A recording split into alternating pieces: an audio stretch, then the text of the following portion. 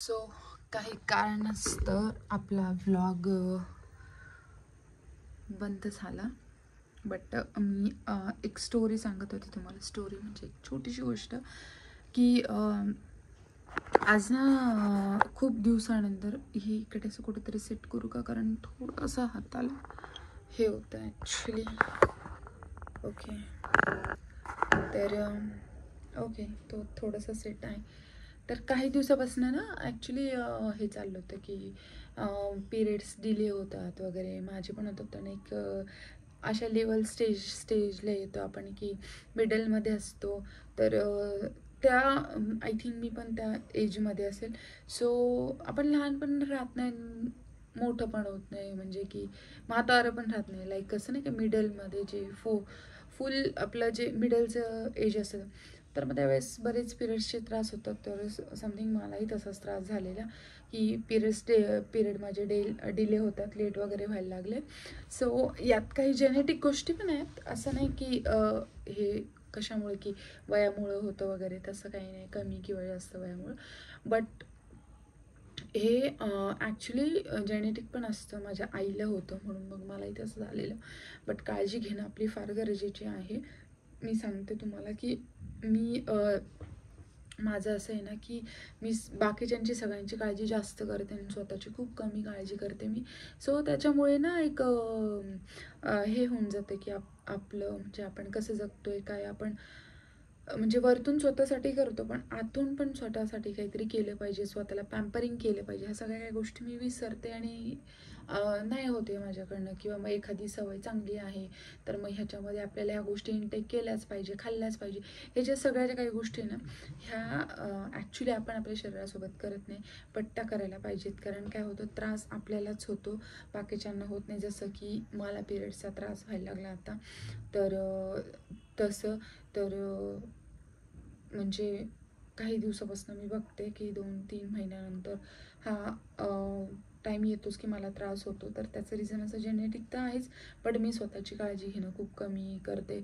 आणि आपल्याला ब्लिडिंग वगैरे होणं, हे होणं, त्रास होणं, ह्या सगळ्या काही गोष्टी होतात. तर स्वतःकडे लक्ष देणं फार गरजेचं आहे. मी हेच सांगणार होते तुम्हाला की ॲक्च्युली गेले 3 दिवस झालं मी पार्लरवर गेली नाही. लिटरली मी अंथरुणावर पडलेली.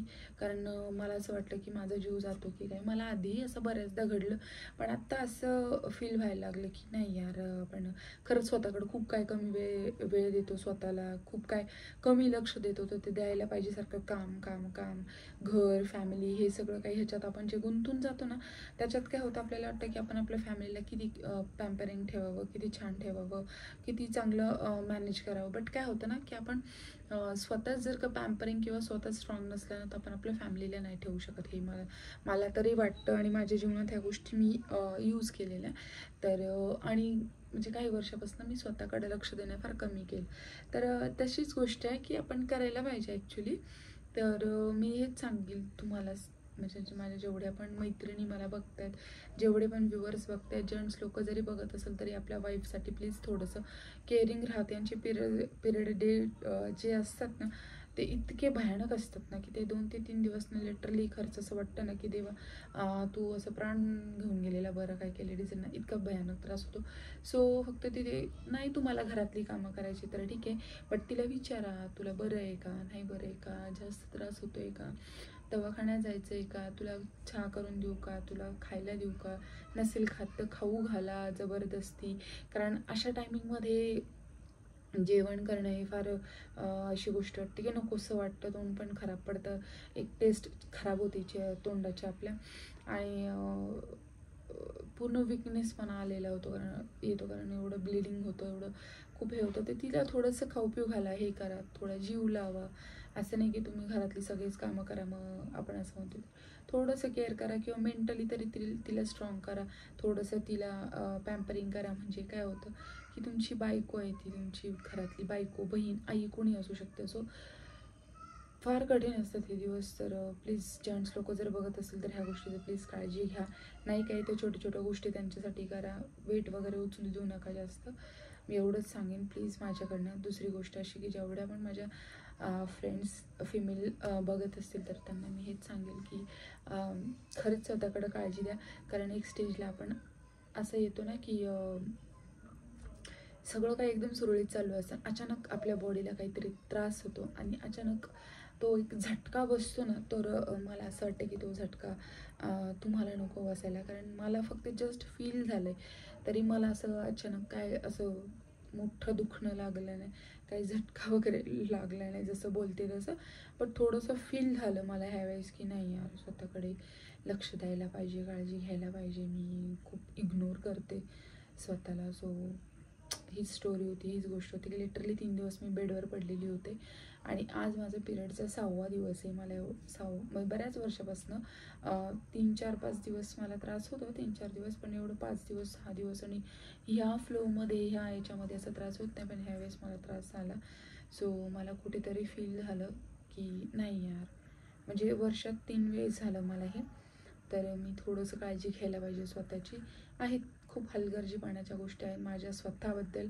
मी घर, फॅमिली, बाकीच्यांना सगळ्यांना हे करते बिझनेस, बट स्वतःला मी खूप इम्पॉर्टन्स देते आणि खूप कमी काळजी घेते मी स्वतःची, तर ती घ्यायला पाहिजे. ओके, तर चला, रात्रीचे आता वाजले 12:30. सो माझं सगळ्यांना हे सांगणं होतं की प्लीज केअरिंग राहा. आणि 6व्या दिवशीच म्हणजे 10% मला बरं व्हायचं बाकी होतं, म्हणजे 90% बरं वाटलं. सो लगेच मी घराच्या बाहेर पडले, लगेच पार्लरला गेले, तिथे थोडं सेटअप चेंज केला.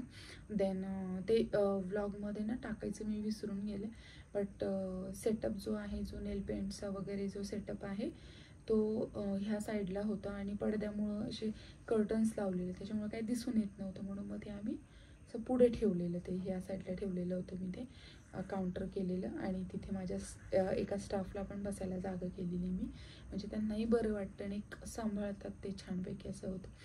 तर त्यानंतर मग मी सिटीत गेले, थोडं काही साहित्य घ्यायचं होतं. शालीमारला गाडी लावली मी, कारण मला तिकडेच गाडी लावायला जागा होती आणि तिथून मी मेन रोडला गेले पायी, कारण मला गाडीत लावायला जागाच नव्हती आणि छोटी गाडी पण नव्हती पॉसिबल मला भेटायला. सो तिथून मग मी माझ्या टेलरकडे गेली आहे. तिथे मी माझे नवीन टेलर मी आता बुक केलं आहे आणि तिथून त्या लेडीज आहेत, त्या ताई आहेत, जसं मी ब्लॉगमध्ये तुम्हाला दाखवलंच.